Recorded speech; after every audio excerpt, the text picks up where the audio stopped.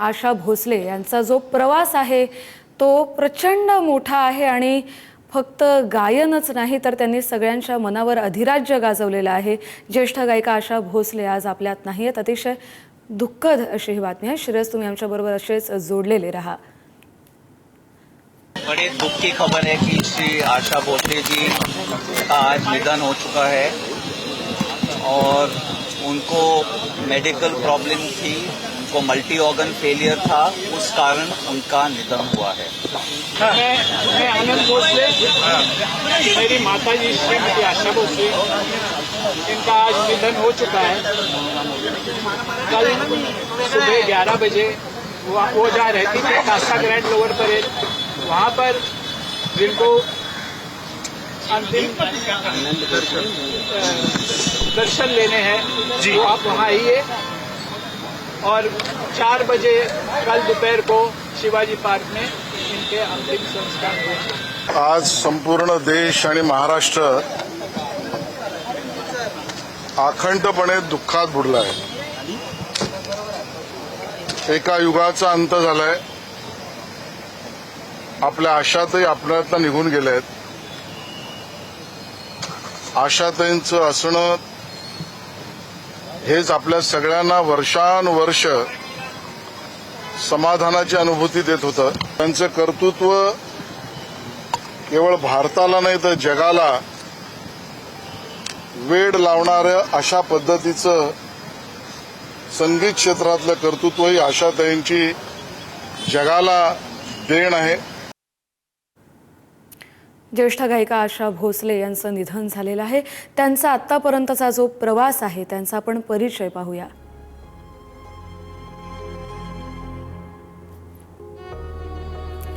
1940च्या दशकात बालगायिका म्हणून त्यांनी सुरुवात केली। आशा भोसलेंचं पहिलं गाणं हे मराठीत होतं। थेट जाऊयात, गायिका बेला शेंडे आपल्याबरोबर जोडल्या गेलेल्या आहेत। बेलाजी, आज आशाताई आपल्यामध्ये नाहीयेत। प्रचंड मोठं दुःख आणि एक पोकळी निर्माण झाली आहे चित्रपट सृष्टीत, गायन सृष्टीत। तुमची आशाताईंची कधी भेट झाली आणि तुमचा आशाताईंबरोबरचा असा एक प्रसंग जो तुमच्या आयुष्यभर स्मरणात राहिलाय?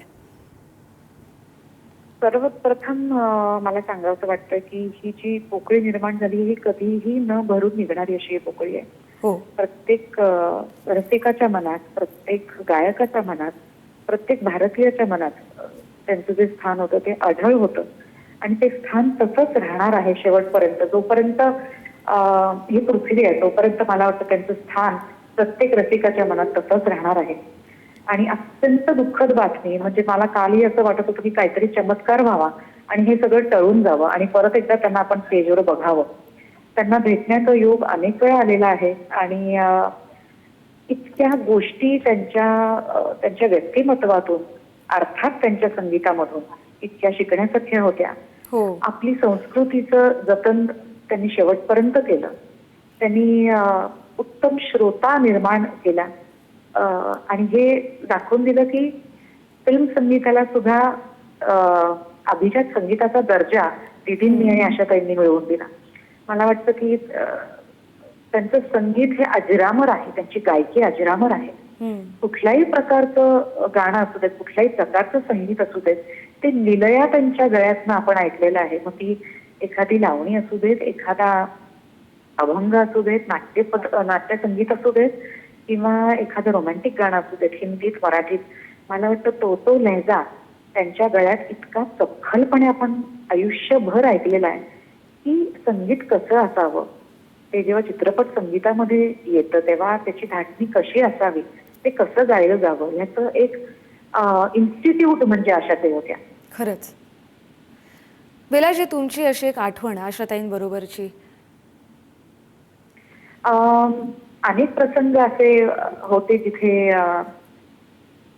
स्टेजच्या मागे ग्रीन रूम मध्ये त्या मला अनेक वेळा भेटलेल्या आहेत किंवा एका कार्यक्रमाला मी गेली असताना मी शूटवर डायरेक्ट गेले होते। हो, आणि त्या म्हणल्या की माझी ती खूप पूर्वीची ओळख होती आणि त्यांनी सांगितलं, अरे बापरे, तू ऍक्टिंग पण का नाही करत, असं ते मला एकदम हसतच प्रश्न विचारला। तुझं गाणं छान आहे तर आणि इतक्या मिश्किल आणि इतक्या काय म्हणतो मनापासून खळखळून हसणाऱ्या, मनापासून एक्सप्रेस होणाऱ्या असं व्यक्तिमत्व होतं ते. अशा अनेक आठवणी आहेत जेव्हा त्यांनी आशीर्वाद दिला, आणि तो त्यांचा आशीर्वाद म्हणजे आपण त्याचे खूप चांगलं करतो याची पावती कायमच मला त्या कुटुंबाने दिलेली आहे. खरंच आशाताई नेहमीच स्टेजवरती गात आलेल्या आहेत. परत पार्श्वगायन त्यांनी आतापर्यंत त्यांचं संपूर्ण आयुष्य त्यात घालवलंय, पण जेव्हा रियालिटी शोजमध्ये त्या प्रत्येक वेळेला आपल्याला दिसल्या तेव्हाही त्यांचं एक वेगळं रूप आपल्याला पाहायला मिळालं. त्यांनी नेहमीच नवीन पिढीला, तरुणाईला देखील मार्गदर्शन तितकंच छान केलेलं आहे. खरंय खरंय खरंय, अगदी. बेलाजी, धन्यवाद, तुम्ही तुमच्या भावना आमच्यापाशी मांडल्या त्यासाठी. आज ज्येष्ठ गायिका आशा भोसले यांचं निधन झाले. ज्येष्ठ पार्श्वगायिका आशा भोसले आज आपल्यात नाही आहेत. त्यांनी आज वयाच्या 93व्या वर्षी अखेरचा श्वास घेतलाय. भारतरत्न आणि गानसम्राज्ञी लता मंगेशकर यांची लहान बहीण आशा भोसले यांनी लहान वयापासूनच आपली एक वेगळी ओळख निर्माण केली. फक्त मराठी नाही, हिंदी नाही, तर अनेक भाषांमध्ये त्या भाषेची पकड इतकी मजबूत ठेवली की मराठी गायिका इतक्या विविध भाषांमध्ये लीलया गाऊ शकते हे त्यांनी दाखवून दिलं. आपण पुन्हा एकदा जाऊया. आपले प्रतिनिधी श्रेयस सावंत ब्रिज कँडी रुग्णालयाच्या इथे आहेत. श्रेयस, सध्या तिथली परिस्थिती काय आहे? कोणते कलाकार, कोणते गायक तिथे त्यांना भेटण्यासाठी पोहोचलेले आहेत?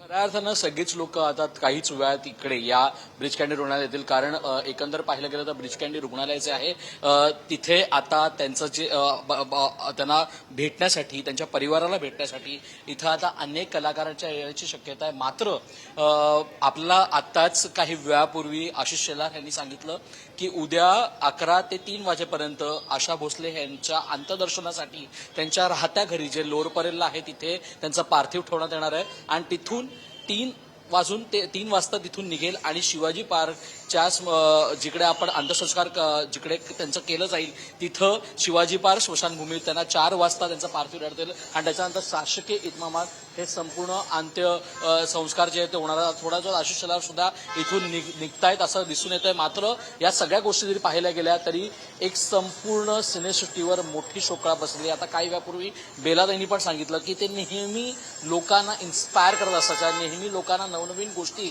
तुम्ही प्रयत्न केला पाहिजे हे सांगत असायच्या. आणि हे सांगत असताना त्यांनी प्रत्येक नवीन पिढीला सुद्धा अनेक संस्कार दिलेत. हे बसून कोणी शिकवलं नाहीये, मात्र त्यांच्या गाण्यातून ते अनेक कार्यक्रम बघायच्या, नवनवीन गायकांचा कार्यक्रम जाऊन पाहायच्या, त्यांना इन्स्पायर करायच्या. आणि हे चित्र आज खऱ्या अर्थानं सगळ्यांच्या मनात असेल. आणि त्यामुळे अनेक कलाकार जे आहेत ते अजूनपर्यंत शांत आहेत, ते काहीच बोलायला अजूनपर्यंत तयार नाहीत, कारण लोकांना अजूनपर्यंत विश्वासच वाटत नाही. जसं बेलाताई काही वेळापूर्वी म्हणाली की हे सगळं खोटं ठरावं आणि काहीतरी चमत्कार घडावं, हेच प्रत्येकाला वाटत होतं. खरंच आहे, आज प्रत्येकाच्या मनात पोकळी निर्माण झाली आहे, मनाला चटका बसलाय, कारण आशाताई आपल्यात नाही आहेत. गायिका सावनी रवींद्र देखील आपल्याबरोबर जोडल्या गेलेल्या आहेत. आपण त्यांच्या भावना जाणून घेऊया. सावनीजी, आज आशाताई आपल्यात नाहीत. त्यांना अनेक दिवसांपासून आजारानं ग्रासलं होतं, मात्र त्यांचा हा जो गायकीचा प्रवास आहे त्यांना आपल्या सगळ्यांच्या मनावर अधिराज्य गाजवलेलं आहे, आपल्याला खूप काही शिकवलेलं आहे. तुमचा त्यांच्याबरोबरचा अनुभव? मी खरंच आता निशब्द आहे, मला शब्दात नाही मांडता येणार. मी अजूनही म्हणजे मला ह्या बातमीवर विश्वासच बसत नाहीये. आणि म्हणजे मी कसं सामोरं जाऊ या गोष्टीला हेच मला कळत नाहीये.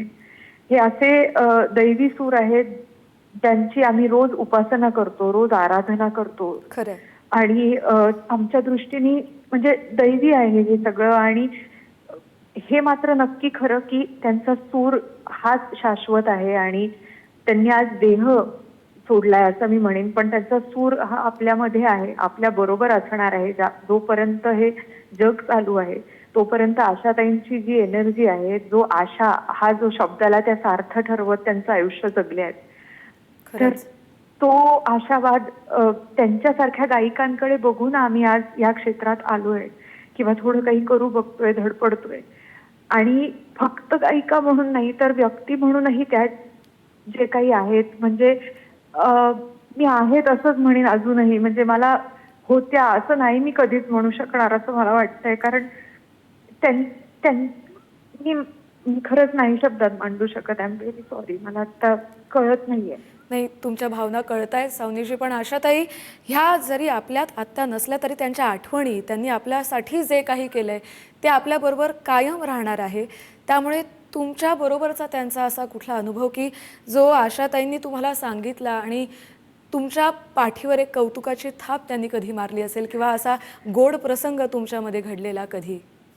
अनेकदा म्हणजे माझं खरंच भाग्य आहे, माझा हा जन्म सार्थकी लागलाय की मला दीदींचे, आशाताईंचे प्रत्यक्ष आशीर्वाद अनेकदा घेता आलेत. हो. आणि लहानपणापासूनच संपूर्ण मंगेशकर कुटुंबियांचा वरदहस्त माझ्यावर आहे. आणि अनेकदा अशा भेटी झालेल्या आहेत आणि त्या जितक्या बिनधास्त, बेधडक आणि गोड अशा आहेत तशाच त्या मला नेहमीच भेटलेल्या आहेत आणि खूप त्यांनी कौतुकाने नेहमी भरभरून मला प्रेम दिलेलं आहे. असे अनेक प्रसंग आहेत. खरं तर मी लहान होते तेव्हा माझी पहिली भेट आशाताईंची, जेव्हा मी 5वी-6वीत होते आणि त्या अगदी एखाद्या आजीप्रमाणे मला जवळ घेऊन बसल्या होत्या आणि मला त्यांनी आयुष्यातल्या अनेक टिप्स, म्हणजे तेव्हा खरं तर ते माझं वय खूप नकळतं होतं, पण त्या गोष्टींचा त्यांनी जो काही मला तेव्हा कानमंत्र दिला होता तेव्हाचा सगळा अर्थ मला आत्ता मोठी झाल्यावर सगळा कळू लागलाय. आणि तेव्हाचे त्यांचे शब्द माझ्या अजूनही मनात आहेत की दीदीच्या गाण्याचा अभ्यास कर, दीदीच्या पुढे आम्ही कोणीच नाही आहोत. आणि असं स्वतः आशाताई म्हणत होत्या, ज्या की खरं तर अजून एक हिमालय पर्वतासारखं त्यांचं व्यक्तित्व आणि त्यांच्यातली कला आहे. त्या स्वतः त्यांनी मला सांगितलं की तू आयुष्यभर दीदीच्या गाण्याचं साधना कर, तू खूप मोठी होशील. तो हे शब्द माझ्या अजूनही कानात आहेत. आशाताई यांनी अर्थातच अनेकांचं जीवन घडवलेलं आहे, जे संगीत क्षेत्रात पाऊल ठेवतात आपल्यासारखी माणसं. सावनीजी, तुम्ही आहात, बेला जी आहेत, त्यांच्याशी आम्ही संवाद साधला. त्यांनी अशीच आठवण सांगितली की त्या शिस्तीच्या गायिका होत्या. त्यांनी कधीच गाण्यामध्ये तुसभर देखील हयगय केली नाही. मात्र त्यांची ही जी शिस्त आहे तीच त्यांना आत्ता इथपर्यंत घेऊन आलं आणि त्याचेच परिणाम किंवा त्याचीच फळं आपणही अनुभवतोय, कारण आपलं संगीतही त्यांच्यामुळेच सुधारलं. आशाताई जेव्हा गाणं शिकवतात किंवा आपल्या समोर असं सादर करतात किंवा समोर त्यांच्यासमोर कुठलाही पार्टिसिपंट असेल, तेव्हा गायनातली त्यांची शिस्त कशी होती? तुम्हाला त्या संदर्भातला काय अनुभव? शिस्त म्हणण्यापेक्षा त्या अत्यंत मेहनती होत्या. म्हणजे त्या दैवी होत्याच, पण दैवत्वाला जेव्हा मेहनतीची जोड लागते तेव्हा ते कुठेतरी अजून अलौकिकतेकडे जातं. आणि त्या कधीच म्हणजे नेहमीच त्यांचं रियाजाला अत्यंत महत्व त्या त्यांच्याकडनं दिलं जायचं. आणि आवर्जून त्या सांगायच्या की कुठल्याही स्टुडिओत मी रियाज केल्याशिवाय जात नाही. दिवसाला 8-8 गाणी त्यांनी त्या काळी रेकॉर्ड केलेली आहेत. आणि एवढी चिकाटी, एवढी जिद्द, आणि ते सुद्धा घर संसार सांभाळून. म्हणजे मला हाही एक मोठा आदर्श त्या आहेत असं मला वाटतं की त्यांचं व्यक्तिगत आयुष्यातही अनेक चढ उतार त्यांच्या आले. संपूर्ण कुटुंबाची जबाबदारी होती, पण ते सगळं सांभाळून हसत मुखाने त्यांनी अत्यंत नेटाने आणि चिकाटीने त्यांचं कलाजीवन होतं असं मला वाटतं. नक्कीच. सावनीजी, धन्यवाद, तुम्ही तुमच्या भावना मांडल्या त्यासाठी.